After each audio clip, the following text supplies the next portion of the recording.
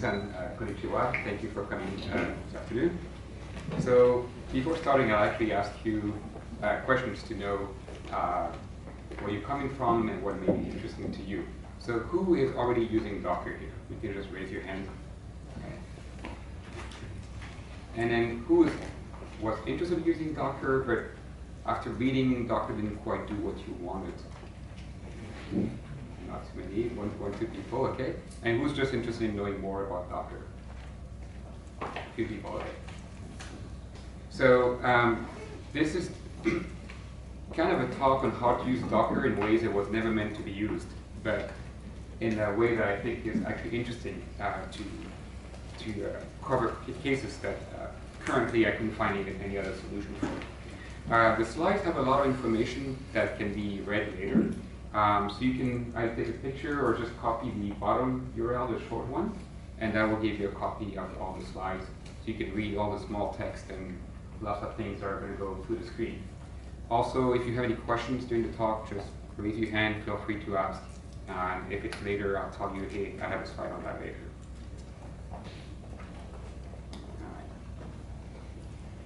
So Docker, so this is not just another Docker talk. There's plenty of them already that tell you what Docker does and how to use it.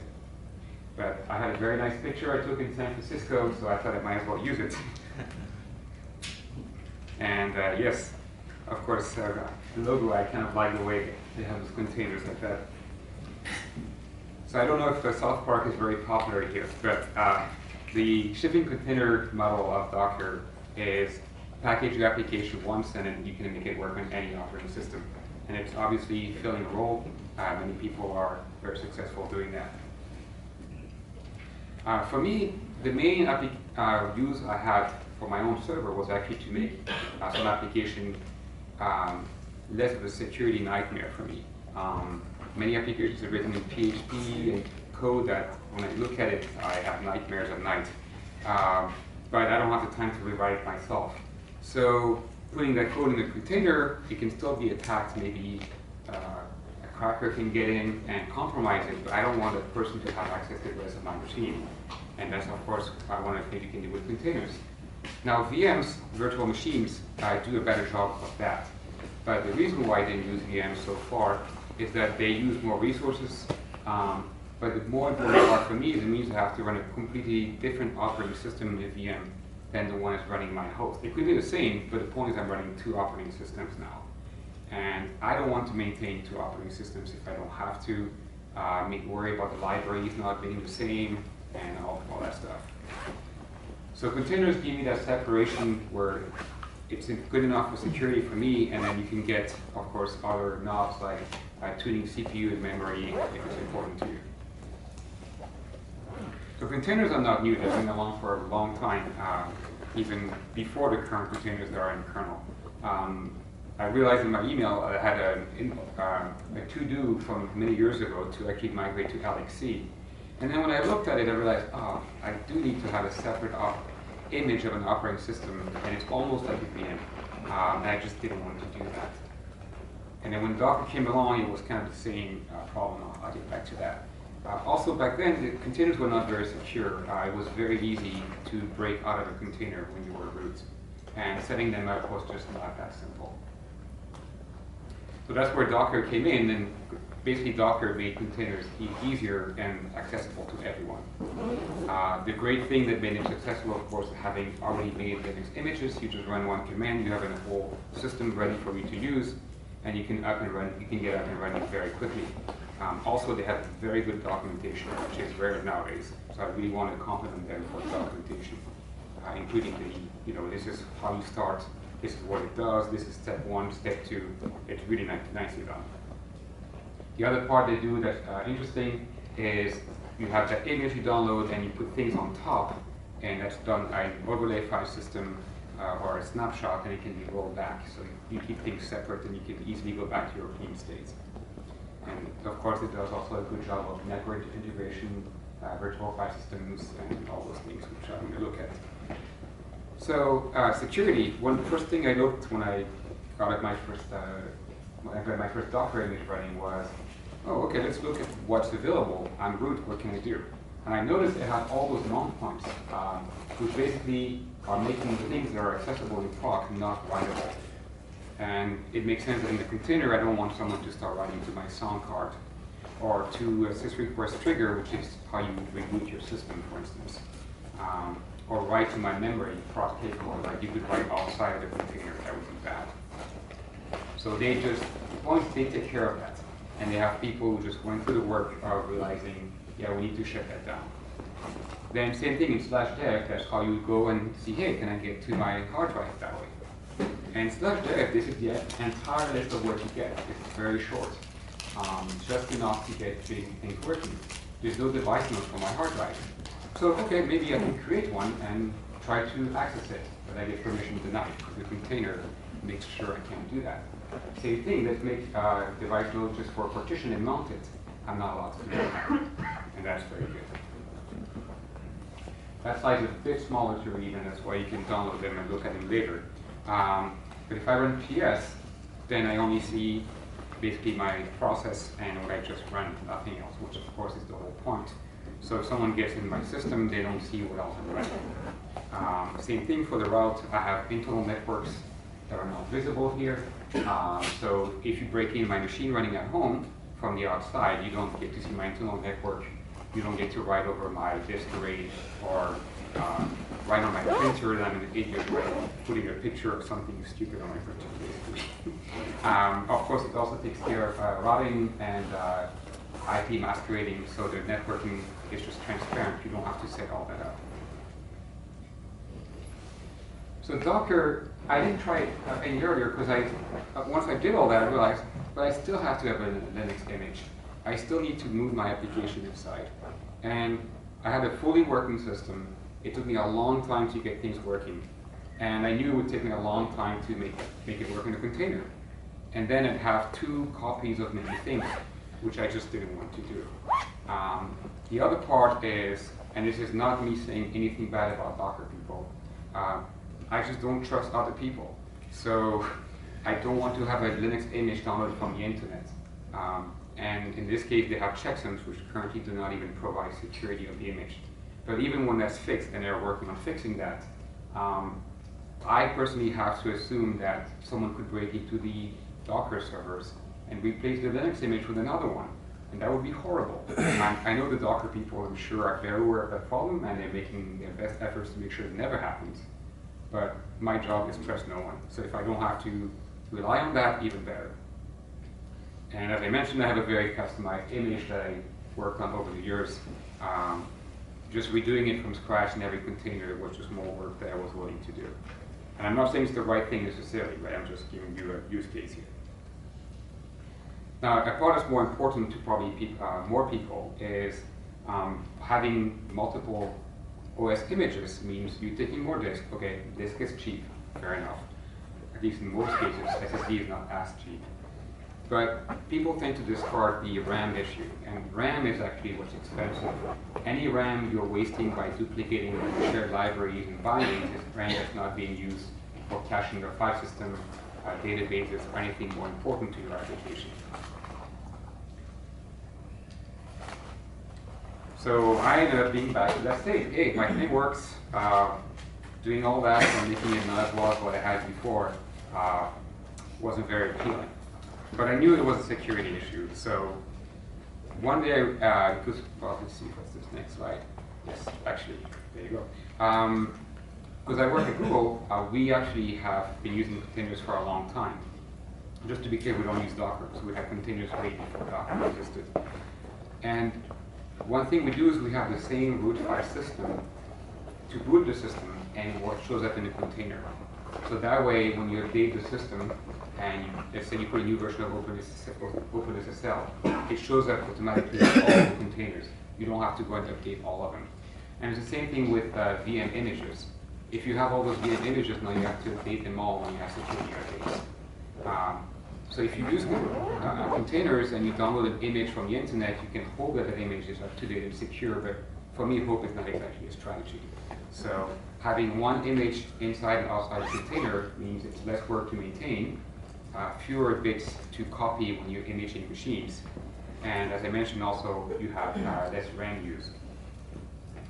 For libraries, you don't have two copies of libraries, the same thing, so it's much easier to make sure that you're running the same thing. And the upgrades are picked up automatically, as I mentioned. So I'm not telling you that what Docker has been doing has been wrong all along. Absolutely not. Docker is offering a very helpful way to get applications working when they're built a certain way, and maybe using a library that is not the same library on your system. But as I explained, on your home system, your host system, maybe you actually want to reuse the same things. So you should look at the approach that's important to you, what you're trying to achieve, and decide which one of the two solutions makes more sense. And the great thing is with Docker, you can do both.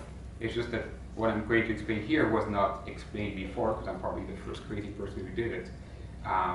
And after that, you'll have two ways of doing things and decide what works for you. So the big thing that made me do all this was running the same application inside and outside of container.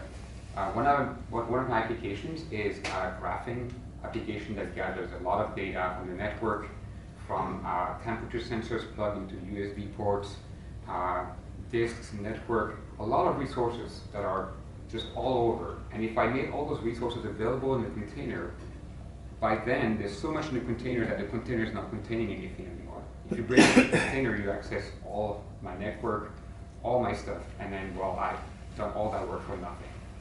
So what I thought was using the same application on the host system to gather all that data and then expose the front end, the insecure PHP part in the container. That way, they share the same data, the container doesn't get to see anything it doesn't need to see, and I get to use the same binaries. I don't have to install things twice. So I'll go very quickly on Docker. This is not a full tutorial on Docker. But the one thing to know for Docker is you need either a union file system or overlay file system, or what Btrfs does with snapshots. So you need to pick one of those, and just for reference, then give you your URL. Then for installing, I just did a quick install here on Debian. I found that on Debian it installs extra packages that you don't actually need, so you can remove them. And the part that's more important once you set it up is you have this script here, and this script check configures will actually check the kernel and make sure you have everything required for containers to work properly. So just look at that output, make sure it's all good, and then you're ready to go. C groups, that's kind of a longer slide. If you use C groups in the past, they were one mount. And if you do that due to a kernel bug I found, if you try to switch to the new one directory per type of C group, it actually fails. And it took me quite a bit of time figuring out why it didn't work. So the idea is you have to unmount the old sysfsc group. You actually have to reboot, because otherwise the kernel will not let you do it the other way. And then things will work the new way, which is all those mounts. And that's required for Docker. If you don't have that, Docker will not work. Now, by the way, that I found by the script I gave you. The script said, hey, your mount point is wrong. So it was very helpful in giving you a hint. Then you just start Docker. In this case, I'm downloading a Debian image, not mine, just one from the internet. And this is just to check that everything is working. And I'm running ls, and at the end you can see the Debian version being 8.0 at the bottom. Now, as I said, I want to be running my own image. So Docker does need a root file system. And the way to make my things work would be to create a very, very small minimalistic image and then mount my system, the whole system on top of that. So here I'm first going to explain how you make that very small image to start the container with. I'm using Stash, which is a static single user shell. You could also use BusyBox static or something like that for the example. So you need very little. Basically, I have a directory built in which I have that bin stash and that Docker file, which is a text file. All it does is have a few commands. Here I'm telling you where to copy stash, create 3 directories, and at the end it says, hey, if you run the container by default, it will run stash. That's it. Then I run docker build command, and that builds my new container called empty, which means it's an empty image. and that's it. So now if I run that image, it will basically start the container, run bin slash, which is the single binary in there, there's nothing else, and that's all I get. So I get basic directories, which are empty, and I get a few files from Docker that are created automatically. I'll show those later. So when I'm in the image, I was curious to see what was mounted. And I can see that Docker does a lot of work for me to try to help me out. So here I get shared memory in case that's useful. I'm not using it in my case. I get free files with all.conf, hostname and host, which are generated on the fly for that image, and then mounted inside the container using bind mounts. Bind mounts lets you actually mount single files on top of other ones. So it's a very nice way to overlay a file with another one. And here I'm showing those 3 files that were created, so I didn't have to do anything. I get a host name, I get an IP, and it all resolves in automatic.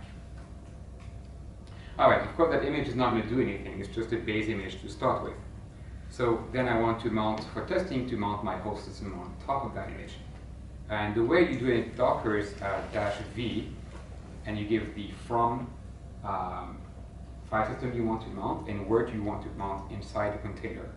So I want to mount root on top of root, and it tells me, well, you can't do that. Fair enough. So I just had to mount a few directories. I started with temp, lib, user, var, and so forth, and then I told it to run bin bash, and there you go, I get a bash prompt. So now what's important to know is the bash I'm running is the bash from the whole system because it was not in that container image. So if I have bash working, really it means my entire system is visible inside the container. Now, of course, I don't want my entire system. That was just a way to get started and do some testing. So here, when you give the -v option, you can add a read-only at the end.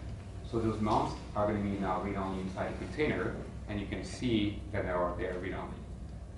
So if I try to go inside of user, inside a container, and I try to modify it, I can't do that, which is exactly what I want.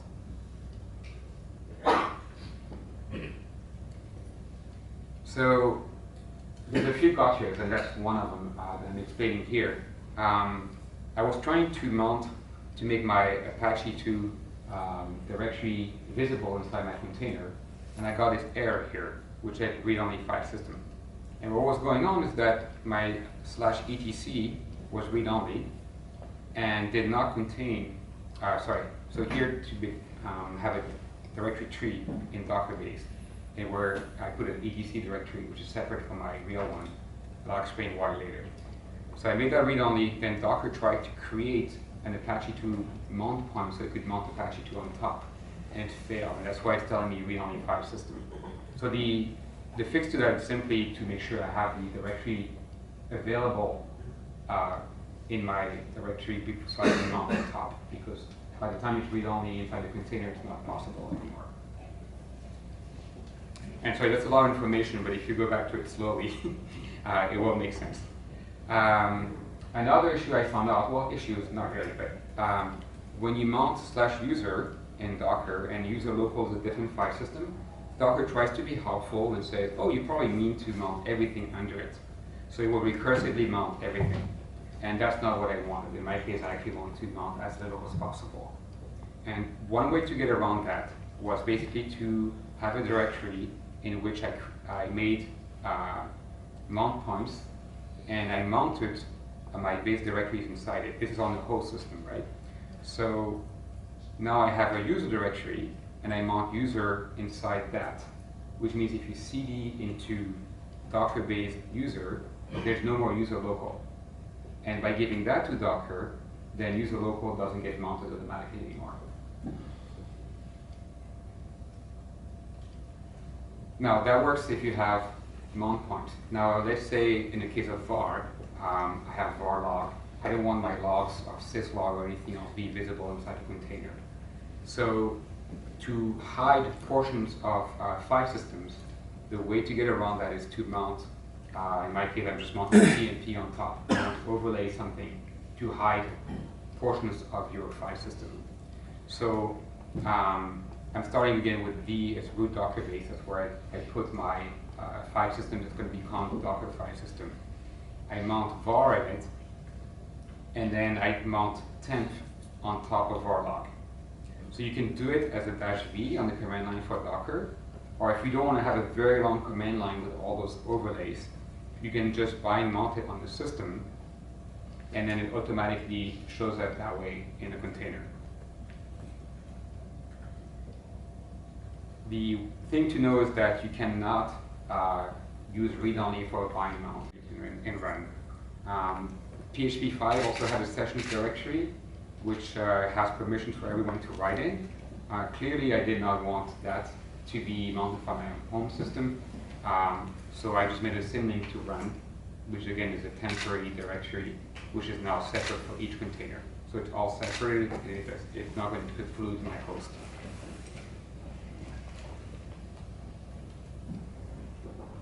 So after doing that, Apache started running fine.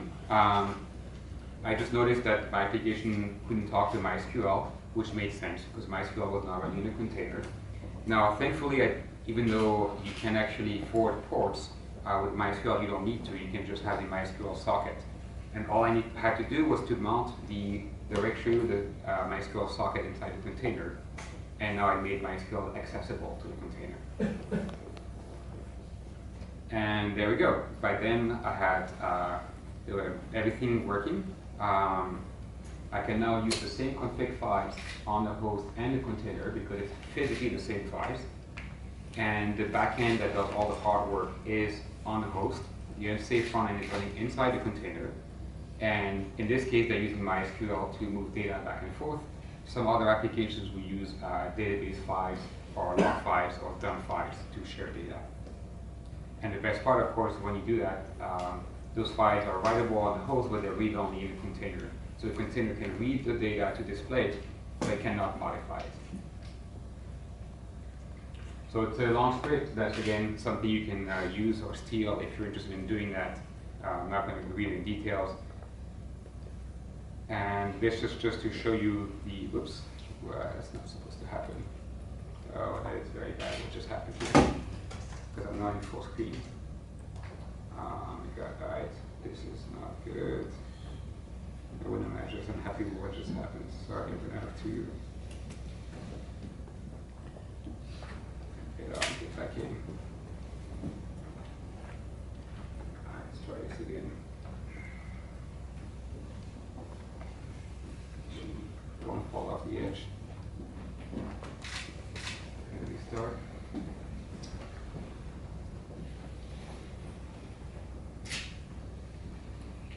Sorry about this. My screen is way, way, way bigger than the projector can display. So this is basically the a list of all the directories that I'm mounting inside my container. That's just a template if you want to see what it looks like. And the application, if you were wondering, is Cacti, which is a very nice way to display data. And I had a very nice demo that I was going to show you. And my server, which I set up 5 years ago, decided to actually smoke its power supply at 2 in the morning, and I was on the phone with my wife trying to fix it, but it's dead, Jim. So unfortunately, I won't have a nice demo, but just take my word for it that it works. So warnings. Obviously, I am using Docker in the ways that it wasn't meant to be used, so you have to use it carefully. Direct mounts are very powerful, that if you put anything you want in your container. But it also means that you can expose things you should not be exposing. So you have to be careful how much that you're making just what you need for your application to work and nothing else. Also, when it's in your container, if it's writable, it means that the container can modify the whole system. And there's no rollbacks. It doesn't have the protection that Docker offers with overlay file systems. Another little thing to know if you're using ButterFS and Docker, so Docker creates copy and write snapshots to store all the modifications you're making to your container. But if you're doing backups, ButterFS snapshots don't get backed up, subvolumes in this case, don't get backed up very well. So make sure that basically you don't have anything that you care about. And the good news, the way I'm doing things, I have nothing in my container. I have that empty image, which I can recreate in about 5 lines of shell by copying it from the slide. And there's no data because it's all coming from the host. So if I back up the host, I'm okay. Now, config management. Basically, I don't want people to think that, oh, great, so now I have this system that I cannot reproduce. I have no idea where the config files came from. There's 10 years of history behind it. And I can make it work in Docker and everything is happy. The answer is yes, that's correct. But we probably don't want to have such a system running for longer than you should. You should have a way to reproduce it. So in my case, it was convenient to be able to reuse my system without rebuilding it in a different location. But make sure that your system is rebuildable. And if you're doing the normal way Docker wants you to do things, by wants you, I mean, what's designed to work, you have to be using a reproducible system. So my way allows you to not do that, and I'm saying just be careful that you have a way to reproduce your system. And of course, if you're doing it the Docker way, you can move your image to any machine. Like if my server that just died, of course, all the data was on it anyway, so the data, is inaccessible. But if it were just, let's say, something that printed the hello world, I could move that image to any other machine, and it would still be working. Whereas with the way I'm doing things, if the host goes down, it's done, right? So, and as the demo that it's not going to happen today proves, yes, that can happen. Now, obviously, the way I'm explaining is a way to use Docker for applications that are hard to Dockerize. And I was thinking about how I would really do it the Docker way for Cacti, and as I explained earlier, I couldn't find a good way. By the time I put all the resources in the container, then my entire system was in the container, and I had done nothing really helpful. The other part, again, is I don't have to apt-get install the application in 2 different places. If it's sharing data, it's the same binary, the same libraries, it's just one copy. So you definitely win on that on the front. And as I also mentioned earlier, you win on disk and memory. Disk is cheap, but memory not as much. So I do want to thank the Docker people I mentioned at the beginning. It really has awesome documentation and a great tutorial.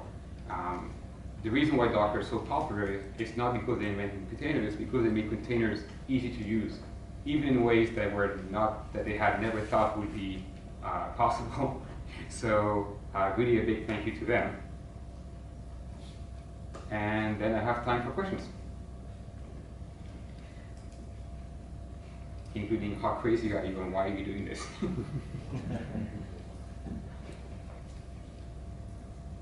And the best question wins a bento box. Or 2 bento boxes. My question? Yes. What's missing about Docker? What do you mean by what's missing? Functionality, or what's missing functionality-wise, or what's missing to do what? What would you like to do with Docker but is not implemented? Okay. So the Docker wasn't really meant to be mounting your whole system in the container like I'm doing. So I had to play a fair amount of tricks of overlaying file systems, mounting them in a different place so that they would not be mounted recursively, or the fact that they actually mount recursively read-write when the mount I'm doing is read-only, and that I expect to be fixed. Obviously, I've already given a talk to a few people at Docker who say, that's interesting. Never thought about that. So I'm expecting that they'll probably make that case a bit easier to use. Because right now, basically, I had to make file system trees, hard links. It took me a little while to get it working. And it could be streamlined and made a bit easier without having a very long Docker command line when you have all those -v options to mount all those directories one by one. So it's not really functionality, but it could be made a bit easier to use, basically. And I'm expecting that, even though it's not using their model, if they want to support a use case, they could make it a bit simpler. But the functionality is all there.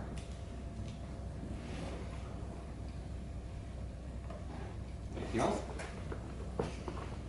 All right, so I think I'm doing something crazy. Oh, sorry, it is another version. Yes? So So do you think the Docker file is enough handy to create the container? Sorry, what was it? Docker file. The Docker file, yes. Yeah. There should be some alternative way to create the Docker container image. Docker file should be the standard way to do that. So do you think Docker file is enough? So I'd like to your opinion about the Docker So, file. actually putting both questions together, if I could define that long list of -v options I have in the Docker file, that would be kind of nice. So, in the Docker file is the way you make a normal Docker image. And my image has one file in it. So obviously I'm not using it that much, right? I think there's one line that said also expose port 80, which is how I'm running Apache. But I'm not using any of the other functionality because I'm not using Docker for the way it was meant to be used. But it would be helpful if you could indeed put host mounts as an option in the Docker file. That way it would all be in one place. That would actually be nice. Sure. So one question, I mean, so do you think some kind of cascading or embedded Docker instances can solve the shared libraries kind of things? I mean, the way you came up with this hack, because you don't want it to reinstall the same libraries again and again in multiple containers. Right. So, I mean, so And that was part of it. That's Yeah. not the only reason, but that's one of the reasons. Yeah, one of the reasons. And yeah, I mean, that's true. I mean, for the larger instances, this is the problem, because if two instances are sharing huge amount of libraries, so it is a waste of memory. So some kind of embedded containers, like container within container, and the outer container contains the most of the libraries that can be shared within the. Right. So if you have cascaded containers, the way Docker works is it uses one image, it snapshots it, and makes the other one based off that. Yeah. They actually are sharing the same data. At least with Right. ButterFS, I know they are. So that's fine. So if you're inheriting from the same image, you're good. But the way Docker is typically used is you have your Docker image, which has, I'm using this version of Ubuntu for this application, this one's using Red Hat, and they're using totally different systems, right? And unfortunately, like a minimal Red Hat system is 500, I don't know how big it is, 500 megs, maybe a gig. It's a fair amount of data, which again is cheap for disk, but it's not cheap for RAM. So the problem is you get the function, you're saving people and resources by spending more hardware, which for many people and instances makes sense. At Google, it's the other way around though. We have more machines than we have people, by a little bit. So it makes sense to spend more engineering not to do that.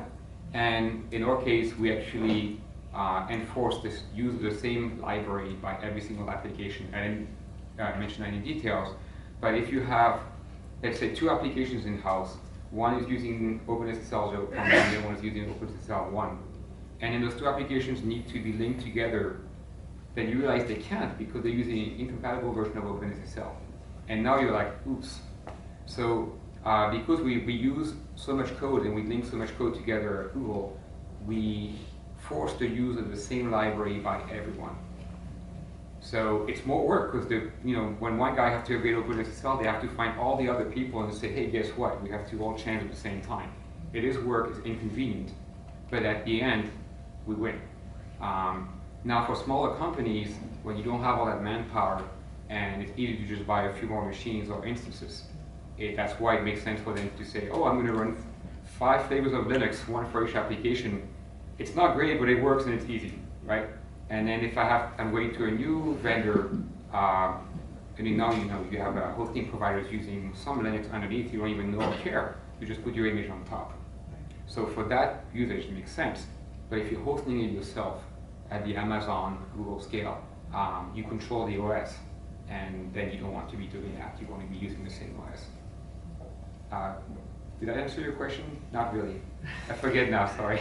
But yeah, I mean, I just wanted to, understand what your views on, exploring that approach to solve this problem. So why did I want to do this, or? So cascade kind of. Oh, how would I do what you okay. If you want to do it the Docker way and not basically duplicate libraries, it's what we just said earlier. You would use one image, and you can, when you create one image in Docker, you can inherit from the previous image. Right. And if you have all your images inheriting from one, you're fine. But then you're losing, well, I guess if you're developing the apps yourself and you say, hey, that's the standard image everyone has to use, you can inherit from it, then you should be able to share the same libraries, I believe. Right. But it will still be one duplication from the one on the system, which will be different. So at least you only have 2 copies as opposed to having 10 or 15. It's not as bad.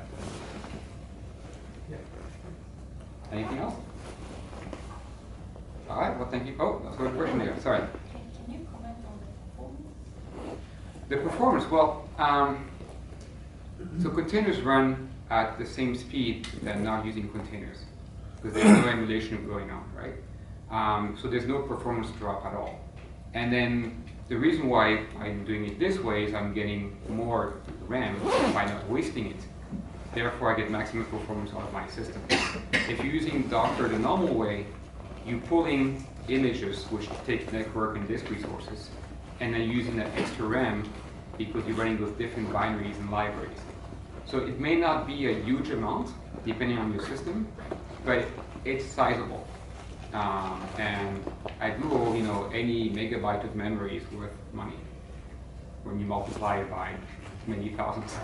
So it all depends, again, what we were saying earlier, is what's the cost of your stuff versus the cost of the hardware, and how many copies of your application do you have. If you're running 10 servers, who cares, right? Just buy 10 servers, you're done. If you're running 100,000, then it's not the same scale.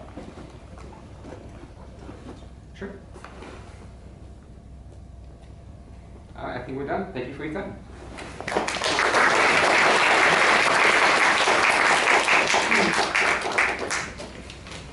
Thank you.